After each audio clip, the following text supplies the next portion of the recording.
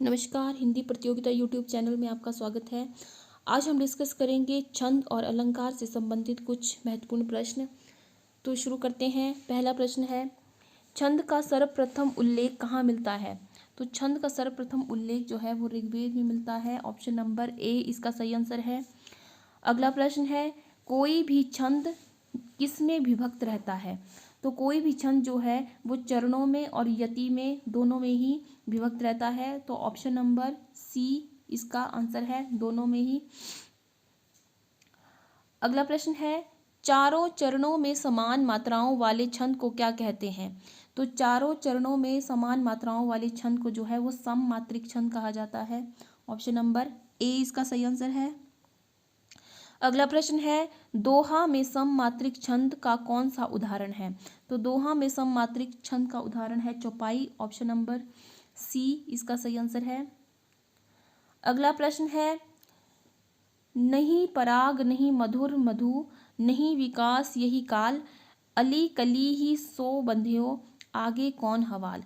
प्रस्तुत पंक्तियों में कौन सा छंद है? तो इसमें छंद पाया गया है दोहा छंद। ऑप्शन नंबर ए इसका सही आंसर है। अगला प्रश्न है, शिल्पगत आधार पर दोहे से उल्टा छंद है। तो शिल्पगत आधार पर दोहे से उल्टा छंद सोरठा छंद है। ऑप्शन नंबर सी इसका सही आंसर है। अगला प्रश्न है, सुनो सिय सत्य असीस हमारी पूजही मन कामना तुम्हारी। प्रस्तुत पंक्तियों में कौन सा छंद है? तो इसमें है चौपाई छंद। ऑप्शन नंबर डी इसका सही आंसर है, चौपाई छंद।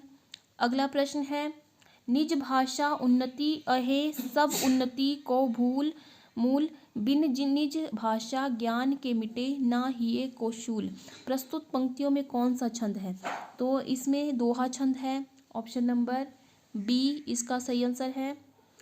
अगला प्रश्न है, जिस छंद के पहले तथा तीसरे चरणों में 13-13 और दूसरे तथा चौथे चरणों में 11-11 मात्राएं होती है वह छंद कहलाता है। तो वह दोहा छंद कहलाता है। ऑप्शन नंबर डी इसका सही आंसर है।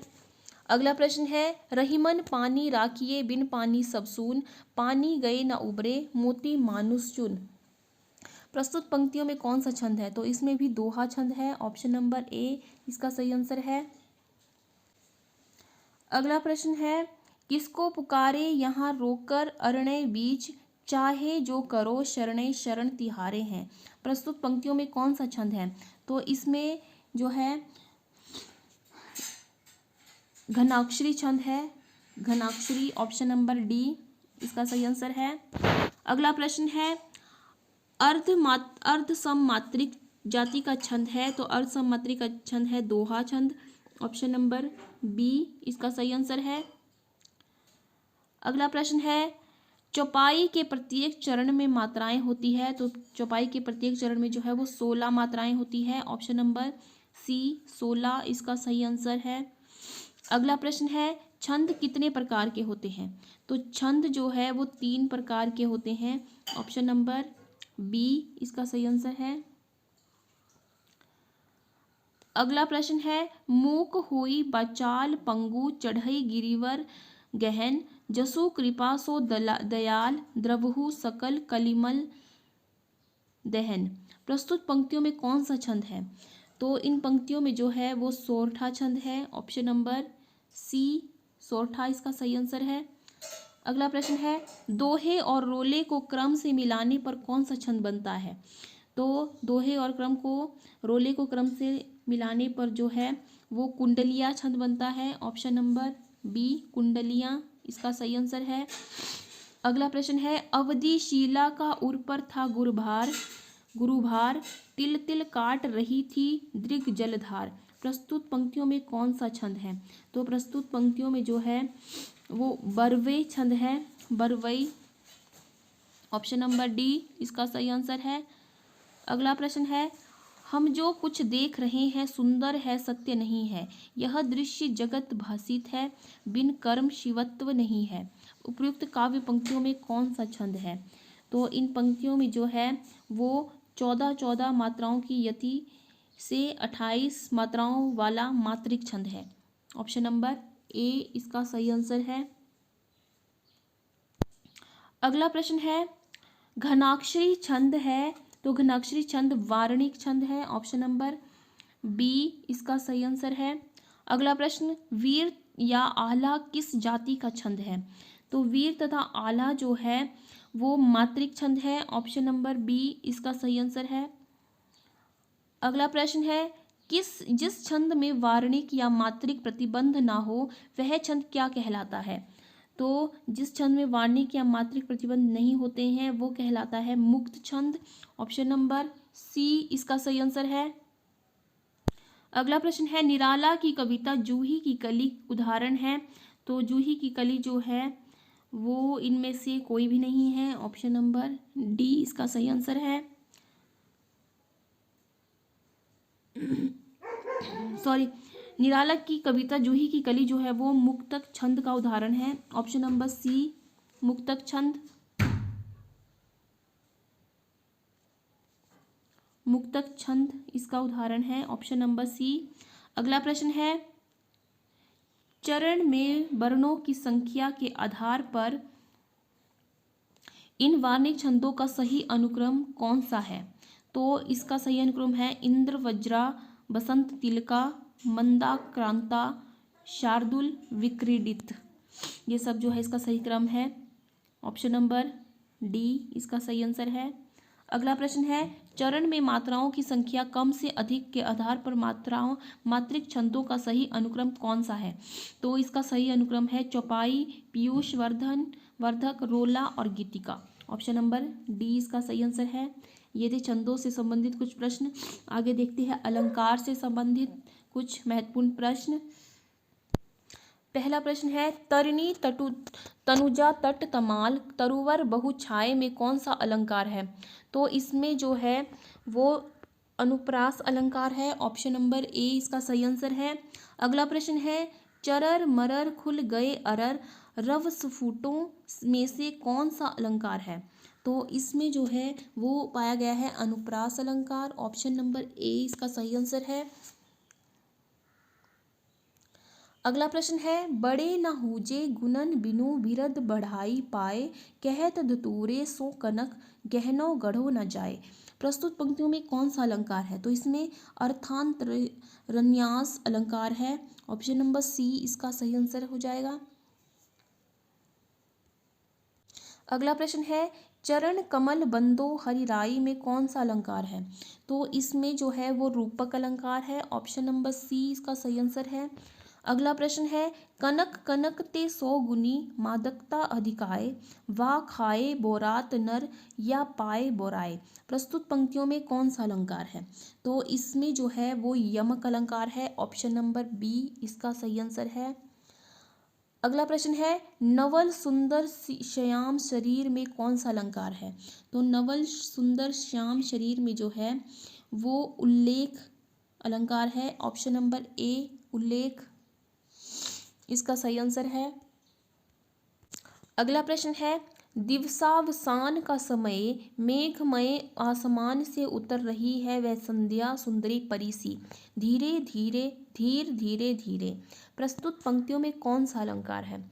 तो प्रस्तुत पंक्तियों में जो है वो उपमा अलंकार है, ऑप्शन नंबर ए इसका सही आंसर है।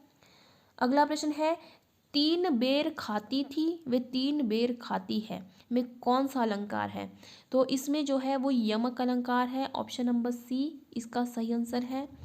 अगला प्रश्न है, अब अली रही गुलाब में अपट कटीली डार में कौन सा अलंकार है? तो इसमें पाया गया है अनियोक्ति अलंकार, ऑप्शन नंबर सी इसका सही आंसर है। अगला प्रश्न है, अति मलिन वृषभानु कुमारी अधोमुख रहती उरत नहीं चितवत ज्यो गध हारे थकित जुआरी छूटे चिहुर बदन कुमिहानो ज्यो नलिनी हिमकर की मारी। प्रस्तुत पंक्तियों में कौन सा अलंकार है? तो इसमें जो है वो उपमा अलंकार है, ऑप्शन नंबर डी इसका सही आंसर है। अगला प्रश्न है, नहीं पराग नहीं मधुर मधु नहीं विकास इहि काल अली कली सी सो बिंधियो आगे कौन हवाल। प्रस्तुत पंक्तियों में कौन सा अलंकार है? तो इसमें जो है अनियोक्ति अलंकार है, ऑप्शन नंबर सी इसका सही आंसर है। अगला प्रश्न है, कबीरा सोई पीर है जे जाने ना पीर, जे पर पीर न जानई, सो काफिर बेपीर। प्रस्तुत पंक्तियों में कौन सा अलंकार है? तो इसमें जो है वो यमक अलंकार है। ऑप्शन नंबर ए इसका सही आंसर है। अगला प्रश्न है, संदेशनी मधुबन कूप भरे में कौन सा अलंकार है? तो इसमें जो है वो अतिशयोक्ति अलंकार है। ऑप्शन नंबर डी इसका सही आंसर है। अगला प्रश्न है, पट पीत मानहु तड़ित रुचि, सूचि नैमि जनक सुतावरम में कौन सा अलंकार है? तो इसमें जो है वो उपमा अलंकार है। ऑप्शन नंबर ए उपमा इसका सही आंसर है। अगला प्रश्न, रहीमन जो गति दीप की, कुल कपूत गति सोए, बारे उजियारे लगे, बढ़ई अंधेरो होए। प्रस्तुत पंक्तियों में कौन सा अलंकार है? तो इन पंक्तियों में जो है वो श्लेष अलंकार है। श्लेष ऑप्शन नंबर डी इसका सही आंसर है। अगला प्रश्न है,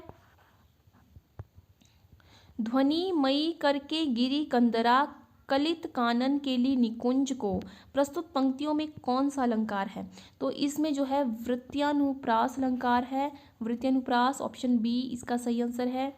अगला प्रश्न है, कुंद इंदु सन देह, उमा रमन वरुण अमन में कौन सा अलंकार है? तो इसमें जो है वो पाया गया है उपमा अलंकार। ऑप्शन नंबर बी इसका सही आंसर है। अगला प्रश्न है, जहाँ बिना कारण के कार्य का होना पाया जाए वहाँ कौन सा अलंकार होता है? तो वहाँ विभावना अलंकार होता है। ऑप्शन नंबर सी इसका सही आंसर है। अगला प्रश्न है, जहाँ उपमेय में अनेक उपमानों की शंका होती है वहाँ कौन सा अलंकार होता है? तो वहाँ पाया जाता है संदेह अलंकार। ऑप्शन नंबर डी संदेह अलंकार इसका सही आंसर है। अगला प्रश्न है, भारत के सम भारत हैं में कौन सा अलंकार है? तो भारत के सम भारत में जो है वो पाया गया है अन्वय अनन्वय अलंकार। ऑप्शन नंबर बी इसका सही आंसर है। अगला प्रश्न, पूत कपूत तो क्यों धन संचय, पूत सपूत तो क्यों धन संचय।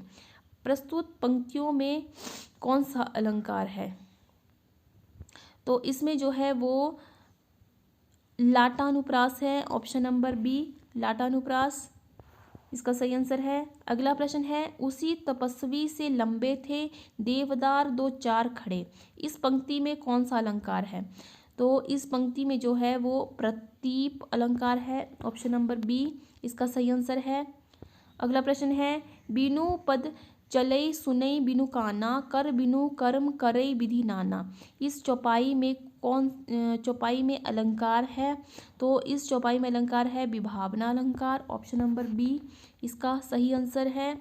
अगला प्रश्न है, जहाँ उपमेय का निषेध करके उपमान का आरोप किया जाता है वहाँ होता है, तो वहाँ पर होता है अप्युति अलंकार। ऑप्शन नंबर सी इसका सही आंसर है। अगला प्रश्न है, किस पंक्ति में अप्युति अलंकार है? तो अप्युति अलंकार यह चंद्र नहीं मुख है। ऑप्शन नंबर डी इसका सही आंसर है। इसमें जो है अप्युति अलंकार पाया गया है। अगला प्रश्न है, निम्नलिखित में से कौन सा शब्दालंकार नहीं है? तो शब्दालंकार जो है वो उपमा अलंकार नहीं है। ऑप्शन नंबर सी इसका सही आंसर है। ये थे कुछ छंद और अलंकार से संबंधित प्रश्न। आई होप आपको ये वीडियो पसंद आया हो, तो वीडियो को लाइक करें, ज़्यादा से ज़्यादा शेयर करें और हमारे चैनल को सब्सक्राइब करें। नीचे दिए हुए बेल आइकन को प्रेस करें ताकि आपको आने वाली वीडियो की नोटिफिकेशन मिलती रहे। मिलते हैं एक नई वीडियो के साथ, तब तक के लिए जय हिंद जय भारत।